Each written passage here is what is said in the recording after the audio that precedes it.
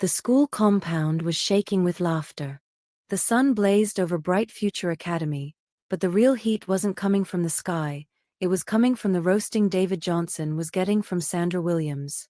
Sandra, the most popular girl in school, stood in the middle of the schoolyard, her manicured fingers pointing at David's worn-out sandals. She threw her head back and laughed. "Chai. Everybody, see this boy.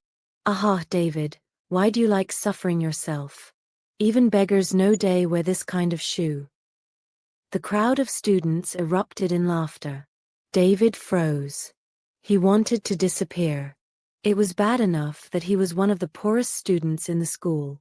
Now, the whole school was treating him like a walking joke. Sandra wasn't done. "Wait, make I see something." She stepped closer and squinted at his uniform. "Ew." She clapped her hands dramatically. "Even his shirt is faded like my grandmother's wrapper." The laughter grew louder. Some students even fell to the ground, holding their stomachs. David bit his lip hard. His uniform wasn't just faded, it had been patched so many times that even the patches had patches. But what could he do? His mother, a struggling Acura seller, couldn't afford a new one. Sandra grinned. She was enjoying this. She folded her arms. "Tell me, who in their right mind will ever date a boy like this?" The students roared again. David's heart sank. His secret crush, the girl he had admired from a distance for years, had just destroyed his dignity in front of everyone. He clenched his fists. One day, just one day, he would prove them wrong. David's life had never been easy. Born into poverty, he had never known what it felt like to have new clothes, good food, or even a proper bed. His mother, Mama David, was a widow who sold Acura by the roadside. She worked from 4 a.m. to 10 p.m. just to put food on the table. David did his best to help. After school, while other kids played video games, he was hustling, carrying crates of minerals at the market, cleaning shop floors, and even washing cars for N50 per car. Still, it was never enough. The other students at school had fancy lunchboxes, nice shoes, and pocket money. David? He was lucky if he had one meal a day. But despite everything, he never gave up. He had big dreams. Dreams of becoming successful. Dreams of escaping poverty. He just didn't know how yet. After high school, while his classmates went to university, David faced the cold truth: there was no money for further education. So while they posted pictures of their new university life on Facebook, David was a bus conductor. From morning till night, he shouted at the top of his lungs, "Ojulegba, Ikeja, enter with your change o." People pushed him, insulted him, even slapped him. But he never complained. Every night, he collapsed into bed, exhausted. His dream? To escape poverty at all costs. But then one day, something unexpected happened. It was a hot afternoon in Lagos. The streets were noisy with cars honking, traders shouting, and people hurrying along. David was trying to get passengers when he saw an old man struggling to cross the road. Nobody paid attention. Cars zoomed past, almost knocking the man down. David didn't think twice. He ran across the road, dodging cars, and helped the old man across. The man looked at him with kind eyes. "My son, may God bless you." David smiled, nodded, and went back to his hustle. Little did he know, that small act of kindness was about to change his life forever. A week later, David was resting after work when a black SUV pulled up in front of his house. A well-dressed man stepped out. "Are you David Johnson?" David wiped his face. "Yes. My boss wants to see you." David frowned. "Who's your boss?" The man smiled. "You helped him cross the road last week. Chief Johnson Adegbite." David froze. The old man? That evening, he was driven to a mansion so big it looked like a palace. Chief Adegbite welcomed him with open arms. "David, I saw something special in you. You are kind, hardworking, and determined. I want to sponsor your education, any university in the world. David's heart stopped. University? Him. Tears filled his eyes. Sir, I don't know how to thank you. The old man patted his back. Just promise me one thing. David nodded quickly. Anything, sir. Promise me you'll never forget where you came from. David clenched his fists. I swear, sir. I will never forget. That night, he prayed like never before. It was the beginning of his new life. David studied business and technology at Harvard University. He wasn't just a good student, he was brilliant. But he wasn't satisfied with just a degree. He wanted success. At 27, he launched his first tech startup. It failed. At 28, he tried again. Another failure. But at 30, everything changed. David developed an app that revolutionized banking in Africa. Within 3 years, his company was worth billions. The same boy who once wore torn sandals was now a billionaire. David came back to Nigeria in style. He bought a mansion in Banana Island. He acquired the very school where he was once humiliated. He became a national icon. Then one day, he got an unexpected invitation. A popular TV station wanted to interview him. David smiled. It's time. The TV station was packed. The cameras were rolling. David took his seat. Then he saw her. Sandra. She was the co-host of the show. She stared at him, her mouth open. Disbelief written all over her face. David turned to the host. You asked if someone ever made me feel worthless? The host nodded. David turned to Sandra and smiled. Yes. She's sitting right here. Sandra gasped. The host blinked. Wait. Sandra? David pulled out something from his pocket. A torn sandal. Sandra stopped breathing. David smiled. Sandra, do you remember these shoes? Sandra's vision blurred. Her head spun. And then, she fainted. The TV studio was in chaos. The audience gasped.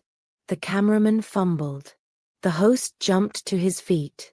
Sandra Williams, the same girl who once mocked David in front of the entire school, had just collapsed on live TV. David?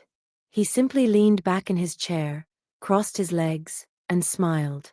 He wasn't surprised. He had waited years for this moment. Minutes later, Sandra regained consciousness. She blinked rapidly, her vision blurry, her heart pounding. The first thing she saw when she woke up was David's face staring down at her. A face she once laughed at. A face she once called poor and useless. But now, that same face belonged to a billionaire. Sandra sat up too quickly and almost fainted again. She looked around. Cameras were still rolling. Millions of people had just watched her pass out like a fool. She tried to act normal. She forced a smile. Haha. I just got a little dizzy. She cleared her throat. It's the lights. They're so bright. David chuckled softly. Yes, Sandra. The lights are very bright. Just like karma. Sandra's smile froze. She knew what he meant. The audience? They caught it too. Some whispered.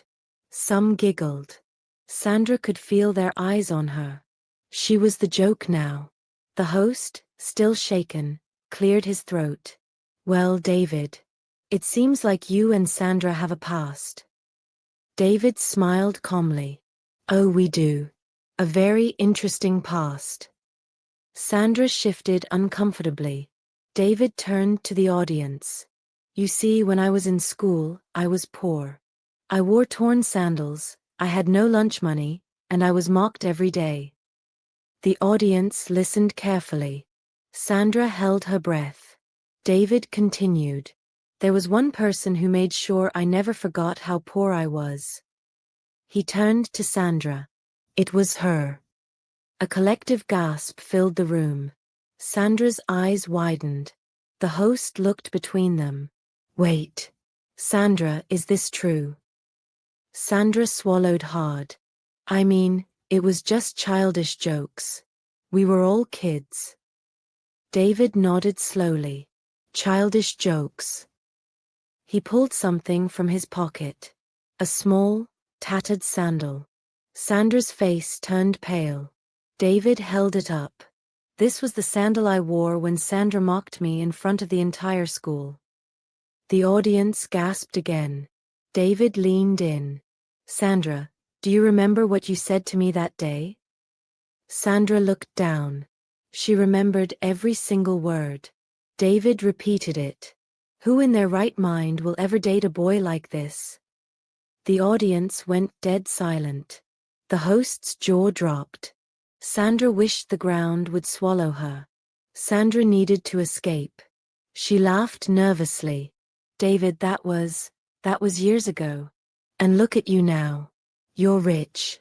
You should be thanking me. David raised an eyebrow. Thanking you. Sandra nodded quickly. Yes. If I hadn't mocked you, maybe you wouldn't have worked so hard to become successful. Maybe I was your motivation. The audience burst into laughter. David shook his head.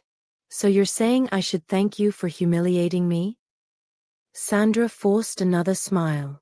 I mean, I didn't mean it like that. David leaned back. Tell me, Sandra, if I had come back as a poor man, would you still be happy to see me? Sandra's smile vanished. The audience watched closely. She opened her mouth to speak, but nothing came out. She couldn't lie, because the truth was, she would have ignored him. David smiled. I thought so. The audience clapped. Sandra wanted to disappear. The host wiped his forehead. Wow, this is intense. David laughed. Oh, we're just getting started. Sandra stiffened. David turned to her. Sandra, do you know who owns this TV station? Sandra blinked. No. David leaned forward. I do. Sandra almost choked. Why, you what? David nodded. I bought it last month. Sandra's body went cold. David wasn't just successful. He was her boss. Sandra stammered. But. David cut her off. And guess what? Sandra stayed silent. David smirked. You're fired. The audience erupted. Sandra froze. She thought she didn't hear him right. Wait, what? David stood up. I said, you're fired. Sandra jumped to her feet. You can't do this. This is unfair. David smiled. Oh? Unfair? Just like how it was unfair when you mocked me for being poor. Sandra was speechless. The host shook his head. Wow. This is like a Nollywood movie. David smiled. No, my brother. This is real life. Sandra grabbed his arm. David, please. I was young and foolish. Give me another chance. David looked into her eyes. For a moment, he saw the desperation. The same desperation he once had. But then he remembered. How she had laughed at his pain. How she had embarrassed him. How she had made him feel worthless. David removed her hands from his arm. I'm sorry, Sandra. But life doesn't work like that. Sandra's eyes filled with tears. She collapsed back into her chair. David turned to the audience. Be careful how you treat people. The person you laugh at today might be the one laughing tomorrow. The audience stood up and clapped. Sandra covered her face in shame. The interview went viral. Social media was on fire. Memes flooded the internet. David Johnson trended for days. People praised David. But Sandra? She became a national joke. She lost her job. She lost her influence. She lost everything. One day, weeks later, Sandra stood outside a restaurant, hungry and desperate. She saw a black SUV pull up. The door opened. David stepped out. Sandra felt her heart break. He looked at her, his eyes unreadable. Then, he did something unexpected. He handed her an envelope. Sandra hesitated. What is this? David smiled. It's a job offer. Not in TV though. In charity work. I want you to learn how to treat people better. Sandra burst into tears. I don't deserve this. David sighed. I know. But I believe in second chances. Sandra fell to her knees, sobbing. And for the first time in her life, she was truly sorry. What are your thoughts on this, and do you think what David did to Sandra was right? Leave your comments and please like, share for more interesting stories. The next story that is coming soon will even be more explosive. The school compound